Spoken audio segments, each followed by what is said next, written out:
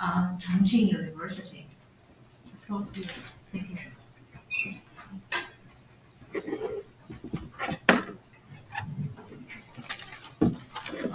Good afternoon, everyone. Thanks, Professor Ren and Professor Peng Lihua. I'm Mingqiang from Chongqing University, China. Thank you very much for Conference 11 organizing committee for this opportunity. Now, on behalf of our team, I will share the health-related research on the 50-meter city we have recently done. My presentation includes three parts: background. Part one is background. As you all know, on the dual background of climate change and urbanization, urban heat is getting serious and has significantly changed the social equity, environmental quality, and human health. Many actions are needed beyond the witness of extreme heat. We should be the challenger. Urban heat mitigation and adaptation should be integrated into urban planning and design. In our country, China, the 15-meter city is currently a top focus area in urban planning, with the inclusion, health, safety as its main principles.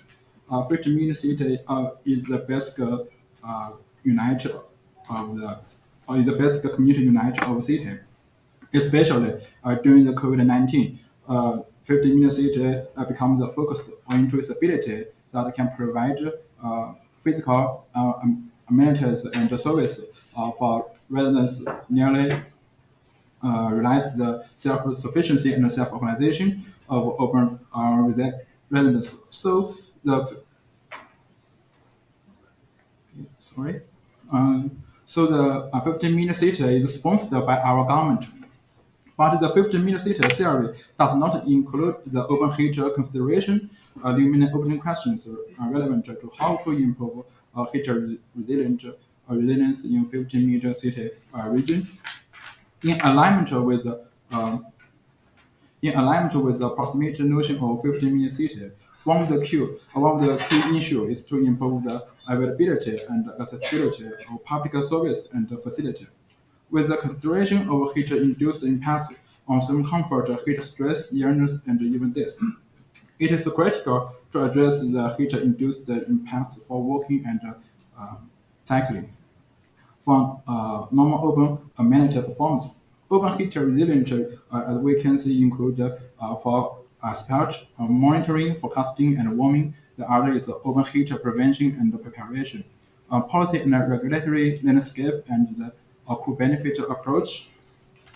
But how to integrate the adaptation strategies into 15-meter city is still scarce, so that our team try to build a comprehensive framework to integrate the 15-meter city with the urban heat resilience. The way of urban heat affecting 15-meter city is complicated, since the 15-meter city are expected to meet various urban functions in highly complex spatial and social academic context. Therefore, a general consideration is to set the principle of implementing adaptive strategies to 15-meter city. In the end, heat problems are expected to be identified through analyzing population and spatial thermal characteristics in various function areas. Then, last, the effective measures should be proposed to reduce the heat risk and thereby improve the 15-minute capacity. The first one is to link the 15-meter girls and urban heat girls. They merge them together, as we all know, just like this, the 15-meter city focus on the inclusion, safety, and health through the policy concept that balance spatial and social functions to meet the residents' needs in food, employment, and transportation, and so on. Urban heat resilience will include environmental resilience, economic growth, and social equity. Accordingly, urban heat resilience with the 15-meter city cover all spatial areas and population groups for addressing all possible impact in environmental, economic, and social aspects. So we take the consideration principle is society, environmental, and economic. There are some regulatory factors that can support the integration of adaptation strategy into 15-minute city, such as social economic features. It consists of individual social economic characteristics and their connection with communities.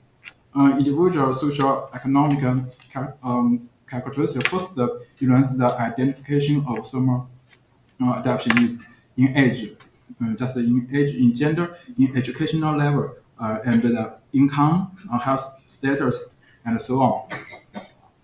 In social demographic aspect, young children, the elderly, and those with low income, with low income status, and those with low educational attainment are suspected to high temperature.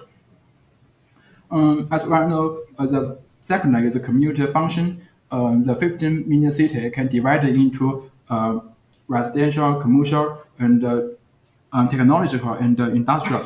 They are meet the they are meet they are expected to meet the residents for residence, employment, travel, and service, and leisure.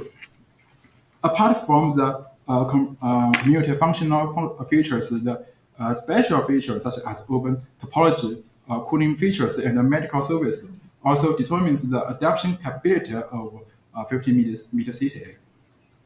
Just like the commercial 15-minute city, it have maybe it have a high building density and they rely on TOD transpiration model in China. However, because of compared to high-rise topology and the extensive adoption of concrete materials, overheat island is stronger and the workability is generally poor.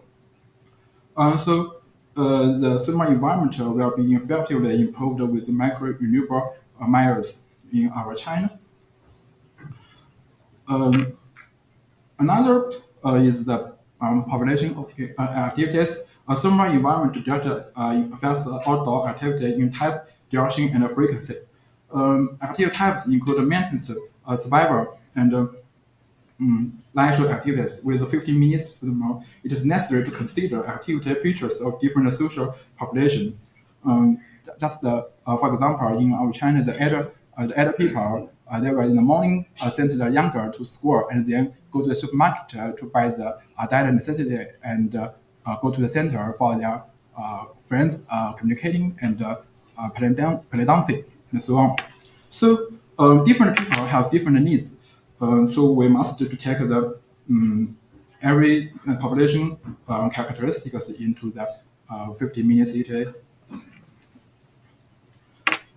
At the end, the different factors can support the decision to make to select the sustainable adaptation strategies for addressing heat impacts. Adaptation strategies include individual and public physical public adaptation measures.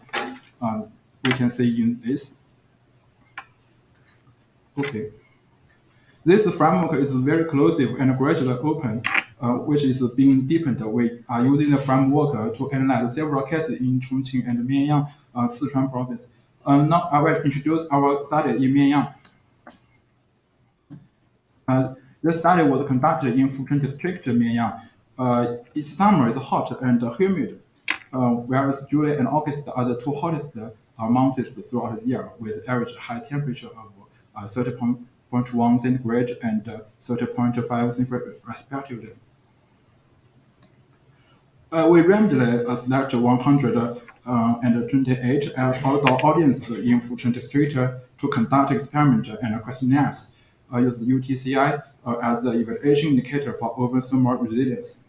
They were asked to conduct a working experiment in UTCI level 1 to level 4. Level 1 is about under the temperature is 32 centigrade, and level 4 is above the 46 centigrade.